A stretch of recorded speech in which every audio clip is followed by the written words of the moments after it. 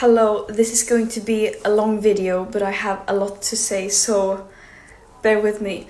And we are now many who are safe and released from imprisonment and absurd mistreatment, but many of our comrades from Global Sumud Flotilla are not, and they need to be released now. But most importantly, we are not the story. Thousands of Palestinians are currently being held in Israeli dungeons without a trial, hundreds of which are children. Millions are living trapped under an illegal siege in an apartheid state and occupation, who are being systematically starved and bombed to pieces. Basic societal infrastructure is being targeted and destroyed, and Palestinians are being systematically deprived of their very basic rights and means to survive, such as producing their own food, controlling their own territorial waters, and children being able to go to school. And the whole world knows that this did not start on October the 7th, 2023. And these Israeli war crimes have happened with impunity and with help and legitimizations from our governments, institutions, and media. And this is the story here that people should be focusing on. Do not let me and other volunteers on the flotilla be a distraction. And the Global Sumud Flotilla is about solidarity with Palestinians, international solidarity. And what Israel did was mainly not to illegally abduct us in international waters and abuse us in prison, but it was that it stopped a humanitarian mission and violating international law by preventing humanitarian aid from entering Gaza, a population that are being systematically starved by Israel.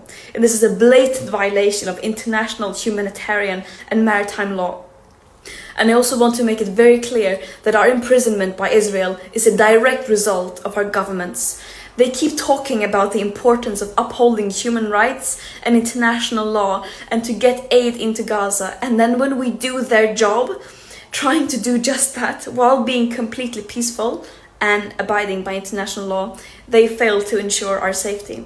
And this mission should not have to exist. It is a last resort when all means fall short and when those in power fail to step up and do the bare minimum. States have a legal obligation to end their complicity in genocide, which the UN Commission now also has confirmed that it is. And this current lack of willingness to do so is a crime against humanity. Israel does not have immunity from international law, even though it might seem like it from their genocidal propaganda. No human being is worth more than any other, and that also applies to Israelis. It's absurd that this even has to be said.